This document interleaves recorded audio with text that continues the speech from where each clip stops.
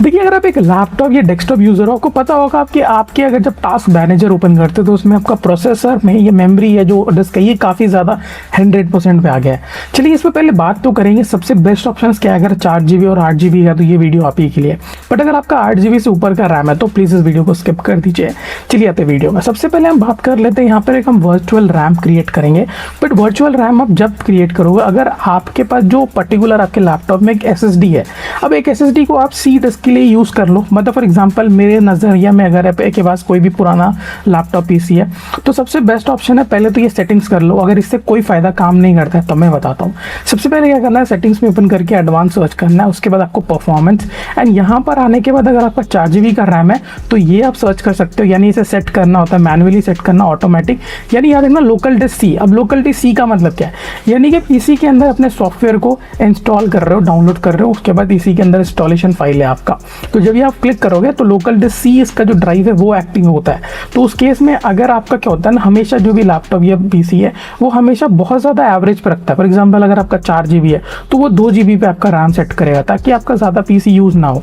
इसलिए हम क्या करेंगे, इसे फुल थ्रॉटल खोल देंगे, वर्चुअल रैम क्रिएट करेंगे। जिससे क्या मतलब होता है, फॉर एग्जाम्पल आपका अगर PC आपका पूरा 4 GB यूज़ कर रहा है तो ऑटोमेटिकली 2 या 3 GB आपका HDD या SSD से रैम बन जाएगा वर्चुअल। जिससे आपका सिस्टम जो है क्रैश नहीं होगा, ऐप लोड ईजिली हो जाएगा, या ऐप जो भी आप सॉफ्टवेयर यूज़ कर रहे हो वो सडनली क्रैश नहीं होगा या बंद नहीं होगा। वर्चुअल रैम कभी ना कभी बहुत अच्छा काम करता है। तो यहाँ पे क्या करेंगे, सेट करेंगे 4 GB और 8 GB का, दोनों का आपको मैं नंबर दे दे रहा हूँ एज इट इज। यहाँ पे कॉपी पेस्ट कर लीजिए ना, उसके बाद सेट करते अप्लाई कर देना। अब इनफैक्ट यहाँ पर आने के बाद आप बेस्ट अपीयरेंस में भी आप कर सकते हो, तो कस्टम पे भी। तो बेस्ट अपीयरेंस में अगर आप क्लिक करते हो, याद रखना इसमें क्या होता है कि आपके जो इमेजेस के थंबनेल होते हैं या उस वीडियोस के थंबनेल वो हट जाएंगे। तो वो चूज़ कर लेना क्या क्या ऑप्शंस आपको चाहिए। नहीं तो चाहिए आप सीधा बेस्ट परफॉर्मेंस वाले पे क्लिक करके अप्लाई कर दीजिए, एंड दैट्स इट। एक बार इसे रीस्टार्ट करके चेक कर लीजिए, मेमोरी काफ़ी ज़्यादा हद तक आपका काम करेगा, यानी फुल डिस्क यूसेज नहीं होगा। अब बात करते हैं सबसे बेस्ट ऑप्शन क्या है। तो देखिए, अगर आपके लैपटॉप में जो 4 GB का रैम है और आपके HDD है तो बेटर है एक SSD ले लीजिए। SSD से क्या होगा, आप SSD को एक वर्चुअल रैम भी बना सकते हो और SSD के फाइल्स जल्दी ही लोड होते हैं कंपेयर टू HDD। अब मैं आपको समझाता हूँ HDD और SSD होता क्या है। तो HDD अपना बहुत ही पुराना राइटिंग स्पीड है, बहुत ज़्यादा स्लो चलता है, और SSD एक नए टाइप का SSD है, यानी इस तरीके में काफ़ी ज़्यादा आपको राइटिंग स्पीड मिलता है।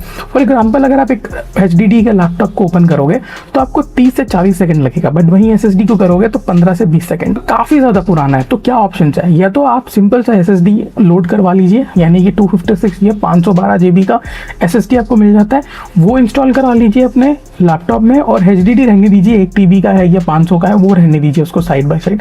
बट एक एक्स्ट्रा SSD क्रिएट करने से आपका जो भी ऐप है या जो भी सॉफ्टवेयर है, आप बस SSD के लोकल डिस्क सी को ही, उसे ही बस डिनोट करना, यानी SSD आपका लोकल डिस्क सी होगा जिसमें सारे ऐप और सॉफ्टवेयर इंस्टॉल होंगे। और भी मैंने कुछ ट्रिक्स बताए जिससे आपके कंप्यूटर फास्ट होंगे। फॉर एग्जांपल अगर हम बात करें सर्विस में, तो सर्विस में ओपन करने के बाद आपको सिर्फ मेन करके कुछ मिलता है। माइक्रोसॉफ्ट आपके कुछ डेटा लेते हैं, तो नीचे डिस्क्रिप्शन में मैंने दे दिया, जिस पे क्लिक करके आप कुछ सर्विसेज बंद कर सकते हैं।